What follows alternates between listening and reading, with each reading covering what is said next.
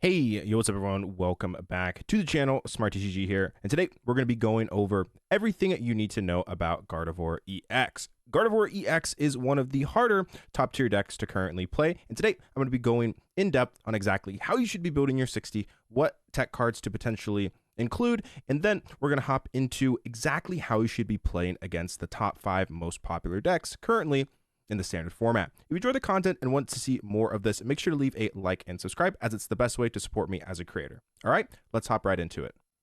Here is the current core 53 cards for the deck.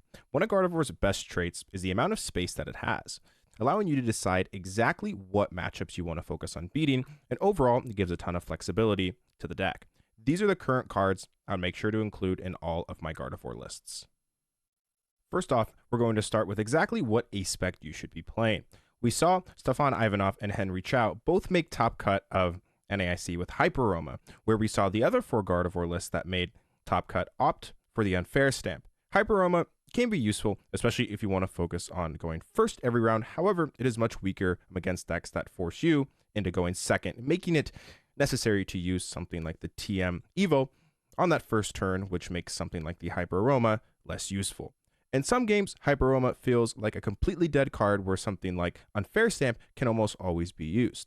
Oftentimes, I'll use Unfair Stamp more for the draw support than the actual disruption aspect.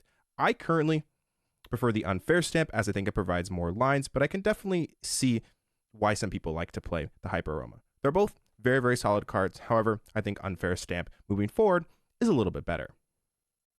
Next up, we have the question of how many Monkey Dory should you play? It seemed heading into NAIC, 1 was the standard. However, we saw some lists perform pretty well that decided to play 2. Overall, I think the second one makes a lot of sense right now, as it's a card that is going to be on the field in almost every single matchup. And it also allows you to bench another one almost effortlessly if the opponent uses a gust effect to knock the first one out. This card is just so powerful that 2 seems like the count I feel most comfortable with moving forward. This card is just incredibly powerful versus decks like the Gardevoir Mirror Match, Lost Zone Toolbox, and you can pretty much find a use for it in almost every single match. Currently, I think 2's the way. With Mirror and Dragapult being pretty popular decks at the moment, here are some cards I would include in my lists moving forward. Professor Turo is great against a Dragapult matchup to heal along with Gardevoir to unlock energies that sometimes get stuck on specific Pokemon. And Cresselia is great at healing damage that Dragapult did to the bench, along with being a huge asset in the Gardevoir Mirror Match. Currently, I would play 2 Professor Turo as it comes up in so many games, and if you choose to play 1, sometimes you'll have a hard time being able to find it, or you run the risk of potentially prizing it. And I would also make sure to play the Cresselia simply because of how important the Gardevoir matchup is going to be moving forward. Here are the 2 tech cards that I think are hugely important with how the format is developing. We saw Lost Box end up winning NAIC, which in my opinion makes Klefki a borderline staple moving forward. Chen Pao is another deck that is beginning to see a little bit more play, and being able to stop Radiant Greninja's Moonlight Shuriken is absolutely critical. Along with Lost Zone decks also being able to pretty consistently hit turn 1 or turn 2 Moonlight Shuriken, Manaphy seems like a staple moving forward. Manaphy also provides use against the Gardevoir Mirror Match, being able to block Screamtail's Roaring Scream attack from knocking out support Pokemon on the bench. These cards currently seem like a no-brainer to have in all your Gardevoir lists. Here's another account of cards that has been debated quite a bit recently.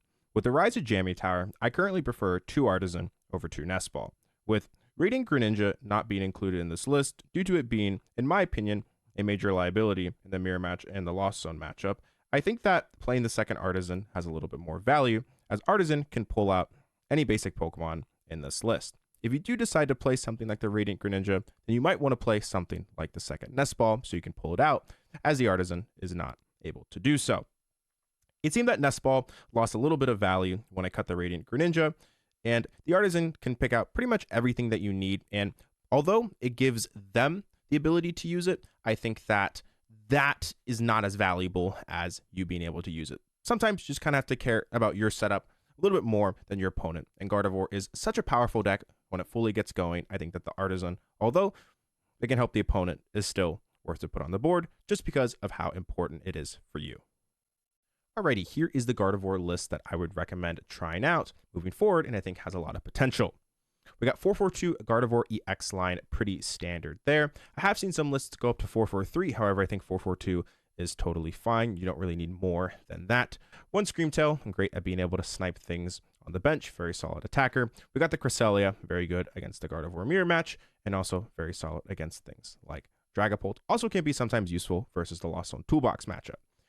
We got Driftbloon as well. Driftbloon with that Balloon Blast being able to deal up to 300 damage if you have a Bravery Charm, which is pretty powerful. However, that's not able to knock out some Pokemon currently in the standard format, so having the Monkey Dory to be able to move 30 damage over makes it so that the Driftbloon can actually hit up to 300, which is pretty much enough to knock out everything relevant currently. 2 Monkey Dories, well, 2 Monkey Dory feels like a staple. Just such a powerful card, comes up in so many games. Very, very good to have the second one in something like the mirror match, and just you can always find use for this card, it seems. 1 Klefki as well. Klefki, very good versus the Lost Zone Toolbox matchup, also good against decks like Raging Bolt as well. Being able to turn off their Squawk ability on the first turn is very nice. Fluttermane as well, very good during the very beginning of the game at slowing decks down. Also, Hexhurl is a very strong attack as well against things like Lost Zone Toolbox. Manaphy, being able to stop things like Radiant Greninja, very, very important as of right now. 4 Arven, 4 Iono, 2 Professor Turo's Scenario, and 1 Boss's Orders are the supporters that I have decided to play.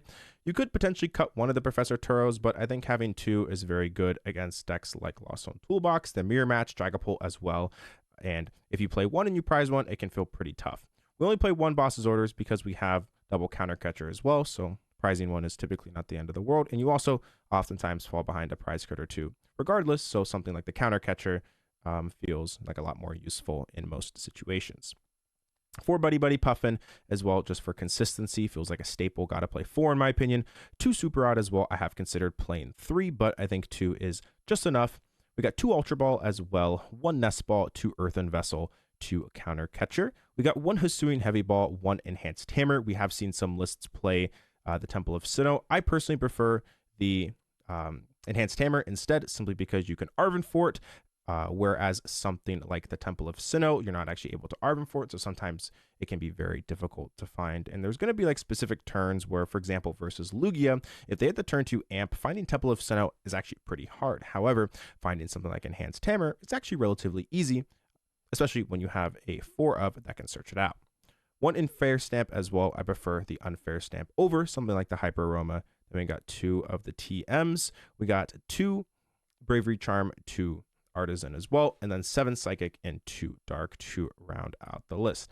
I originally had 8 Psychic, 1 Dark. However, I often found myself prizing the Dark Energy, and there would be some situations at the very beginning of the game where I would have to use the Dark Energy to use something like the TM, and then I wouldn't have the Dark Energy like to be able to use like on like the Monkey Dory, so I'd have to burn Super Rod like preemptively, and it kind of created some problems. So that's why I think that the second Dark Energy is a little bit better than the 8th Psychic. Also, something like the Driftbloon is the one Pokemon that's going to take quite a bit of energies sometimes if you decide to load it like fully up. However, you only need 5 energy to be able to hit for 300, so you have a little bit of wiggle room when it comes to how many Psychic you actually play.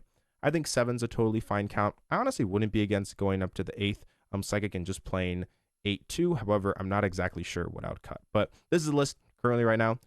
Let's hop into some of the matchups and how you should be playing them. First up, we have the Lost Zone Toolbox matchup. One of the most important matchups to know. We're going to be going into the optimal board states in specific situations, and also notes that you should try to remember every time playing against this deck. I personally think this matchup is slightly favored for Gardevoir, especially with things like Klefki causing so many issues for them in the early game. It definitely can go either way though, and I really enjoy playing the matchup. Here is the optimal board state that you want to have against the Lost Zone Toolbox matchup. Klefki should be used for the first several turns of the game to be able to buy you time to develop your board state. Klefki's ability, being able to shut off things like Comfey's Flower Selecting and also Radiant Greninja's Moonlight Shuriken, should, in most circumstances, give you at least 3 to 4 turns to set up your board state. After this, make sure to retreat into Fluttermane to attack with Hexhurl. Monkey Dory's ability paired up with Hexhurl can actually create multi-prize scenarios as well, which can be devastating for them to deal with. Along with this, if your opponent ever is able to establish an Iron Hands, it is critical to respond to them with Gardevoir EX. Paired up with Monkey Dory's ability, Gardevoir deals 220 to an Iron Hands. Although this is not enough, this sets up a huge 3 to 4 prize turn for the next turn, which you can simply knock out the Iron Hands with something like the Monkey Dory, and then take 1 to 2 more prize cards right after that.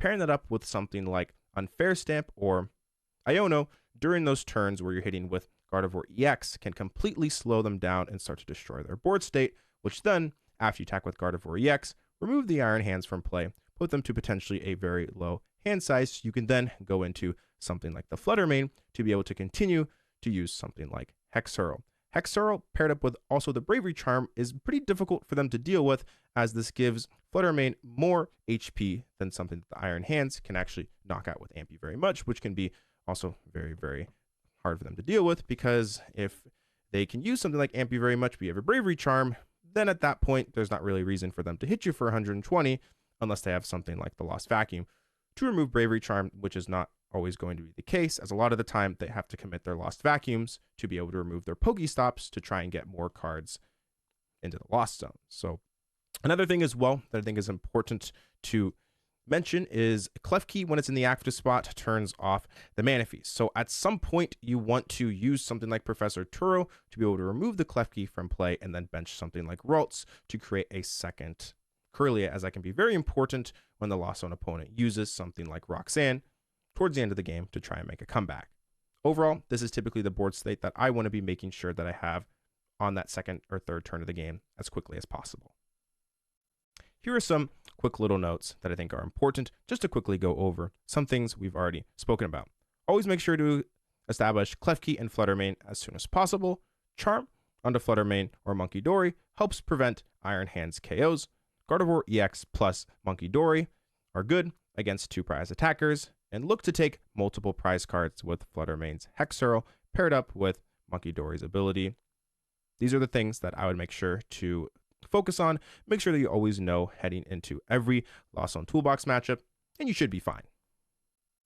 Next up, we have the Lugia V-Star matchup. In my opinion, one of the better matchups this deck has. We'll be going over a couple different board states throughout the game that you want to have. This is going to be the anti-Archeops board state. Here's the board state that you want to have typically in the early portions of the game. Usually, Lugia players will try to aggressively get out an Iron Hands to use Ampy very much, so being able to respond with Enhanced Hammer plus Screamtail on Archeops is crucial.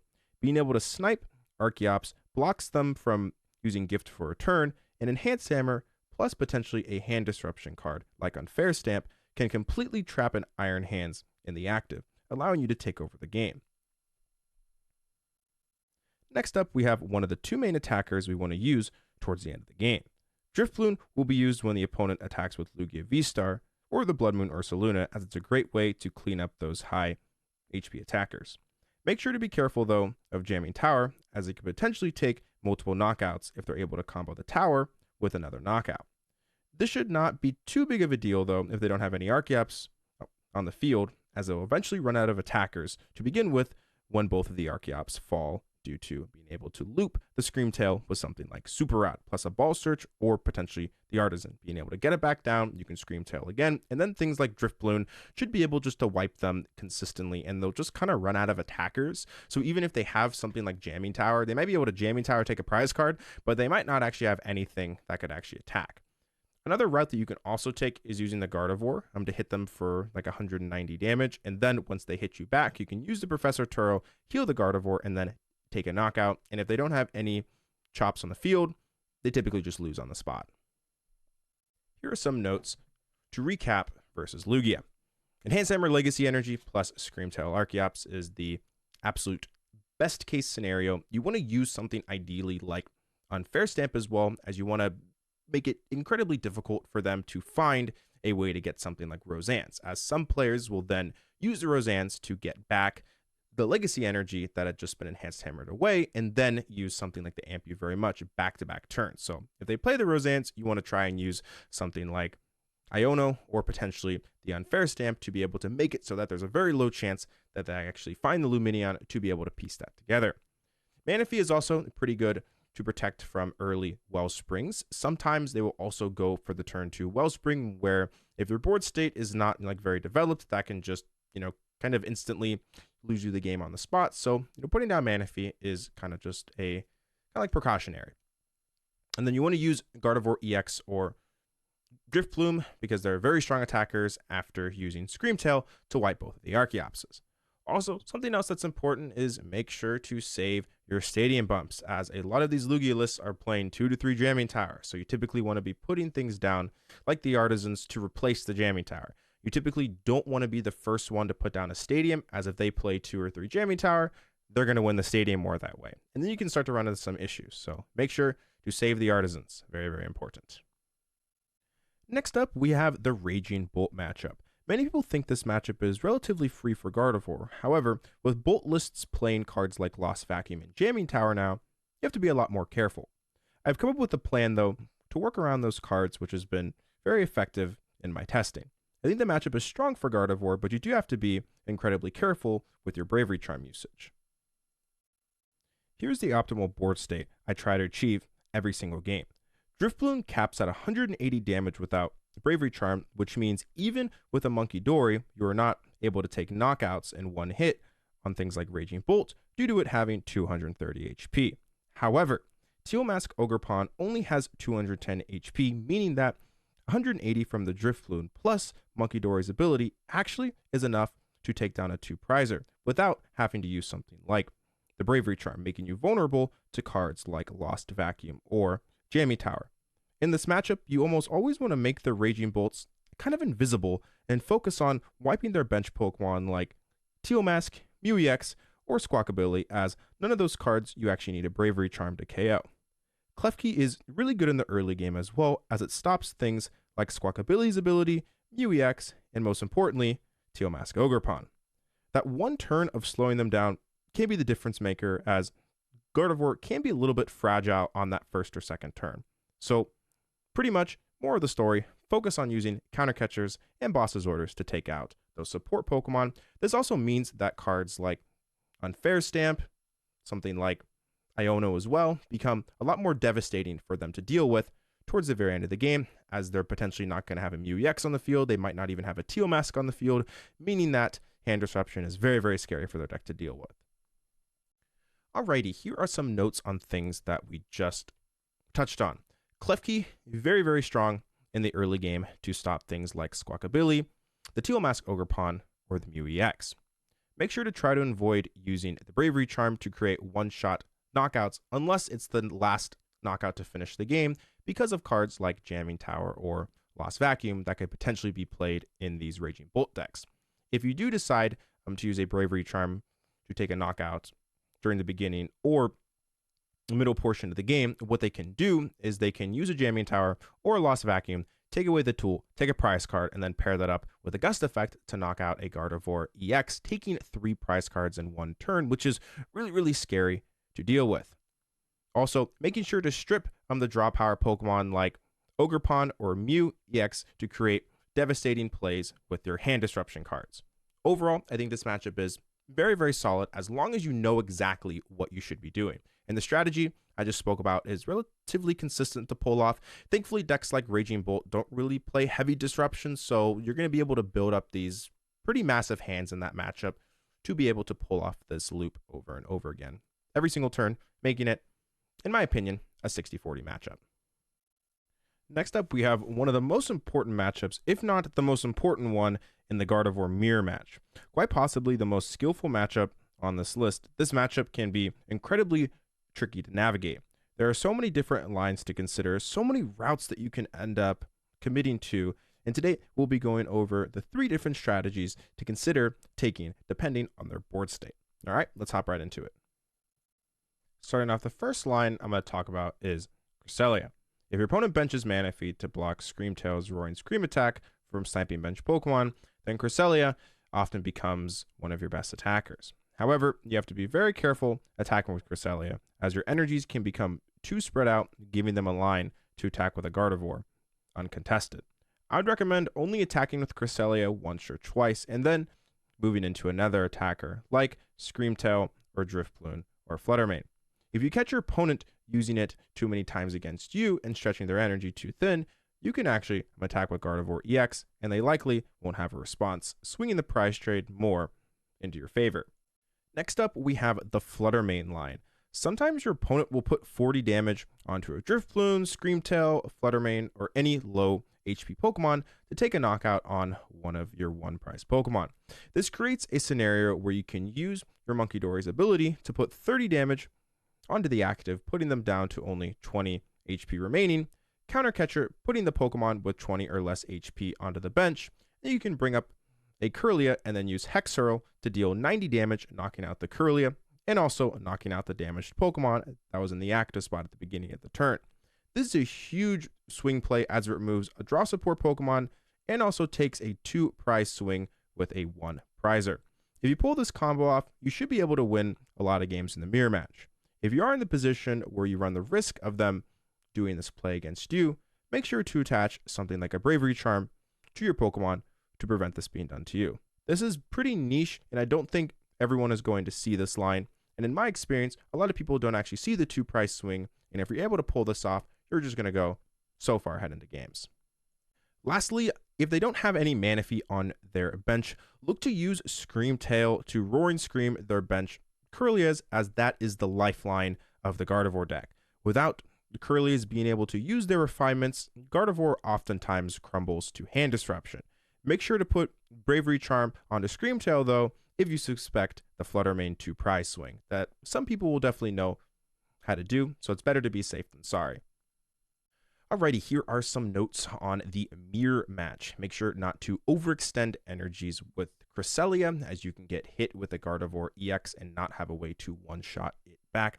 Make sure to target Kirlias with gust effects like Prime Catcher or Boss's Orders, Cresselia, or Screamtail. Flutter Mane 2-prize play is a huge game changer, and it's also okay to play from behind because you get access to cards like Counter Catcher. Being able to use Counter Catcher to bring up a Kirlia, then use something like Iono or Unfair Stamp can actually make things pretty difficult on them, and you can make some pretty big comebacks with some of these lines. Lastly, we have the Dragapult EX matchup. One of Gardevoir's closest matchups, this one I originally thought was unfavored, but after testing the matchup quite a bit, it actually feels pretty okay. I think this matchup is slightly favored with Double Turo and Cresselia. If you don't play Double Turo and Cresselia, I definitely do think you are pretty unfavored. However, if you do play those cards, I think the matchup is actually pretty solid. All right, let's hop into my preferred board state and how I would approach the matchup. Here's the Cresselia plus EX board combo that I typically try to pull off. When your opponent uses Phantom Dive, it's critical to try and remove all that damage with things like Professor Turo or Cresselia. As Dragapult often spreads damage, you can attempt to heal a lot of it with Moonglow Reverse. I typically like to target their support Pokemon on the bench first with things like Cresselia and attempt to leave them with only one Dragapult on the field and no Dreepies or Dracoloaks so that I can use a hand disruption card and then take a knockout with a Driftloon plus a Munkidori. Another line that you can take as well is if Cresselia is not being able to be set up consistently, you can actually go in with the Gardevoir EX. They really don't have any way to knock out on the Gardevoir EX, so attacking with it is actually pretty solid. Paired up with Professor Turo, you can wipe a ton of progress away, swinging the momentum back into your favor. I've definitely had those games where I've hit with a Gardevoir EX, and they've just smacked me back, and then I've Turoed, I've hit with Gardevoir EX again, they hit me again, then I Turoed again, and that pretty much just won me the game. So using multiple Professor Turo in this matchup is absolutely very, very solid. Another play that they'll sometimes, like try and do is they'll put like all 60 onto something like a Kirlia. I've had situations where I've actually just used the Professor Turo to pretty much just heal the Kirlia, and you kind of just want to try and turn their deck into a deck that's just kind of dealing, 200 damage per turn and nothing else. And that's, things like the Cresselia, the Munkidori, and the Professor Turo can typically try to accomplish. Here are some notes that I would make sure to keep note of when you're playing against Dragapult. Cresselia, Munkidori, and also Professor Turo are critical pieces to the puzzle in being able to beat Dragapult. You want to be able to remove that damage from a Phantom Dive, because Phantom Dive on its own, only dealing 200 damage is not really a whole lot. However, the spread of the 60 is what can definitely cause a lot of problems, which is what Cresselia, Munkidori, and Professor Turo can definitely help fix. Attacking with Gardevoir EX is okay as long as it's paired up with Professor Turo on the next turn. Them being damage capped to 200 is really, really nice, as they're not able to one-shot a 310 HP Pokemon. Look to take knockouts on supporting Pokemon on bench before taking a big knockout on Dragapult EX. I've had some games where I've just continuously used things like Cresselia, Counter Catcher, and I've pretty much gotten rid of all their Dreepies and like Dragaloaks, and then I've used a big like Unfair Stamp or something like Iono, and then I've knocked out their only Dragapult, and they've not been able to establish another one, and they've just lost. So that's a play that you typically want to be able to try and pull off. You don't really have to deal with the Dragapult in the active, especially when you're playing against things like the Pidgeot variant, for example, because they can probably just find the rare candy combo like right off the bat. So another play you can also make is try and maybe use Screamtail plus a couple like Monkey Dory pings to be able to snipe down the Pidgeot, or you can use Counter Catcher paired up with something like the Drifloon to knock out the Pidgeot, paired up with Hand Disruption, and you can also Brick Pult that way as well. So there's definitely a lot of lines you can pull off. But anyways, that's going to do it for the video today. I hope you enjoyed this more, I guess, kind of like highly informative video. I definitely like to make my gameplay videos, but I know that some people really have wanted a more, I guess, in-depth type of video on how to master a specific deck. So I hope I've done that with this video. If you have any questions, make sure to leave them right down in the comments. And if you enjoy the content, make sure to leave a like and subscribe. If you're looking for any trading card game product, make sure to go check out GameGridSLC.com. You can use my code SmartTCG for 5% off on your next order. The link will be in the description. But thank you so much for all the support as always. It means the world to me. I'm hoping to continue getting consistent content out, and I appreciate all the support. All right, this is SmartTCG. Thank you so much. I'll speak with you again soon. Peace.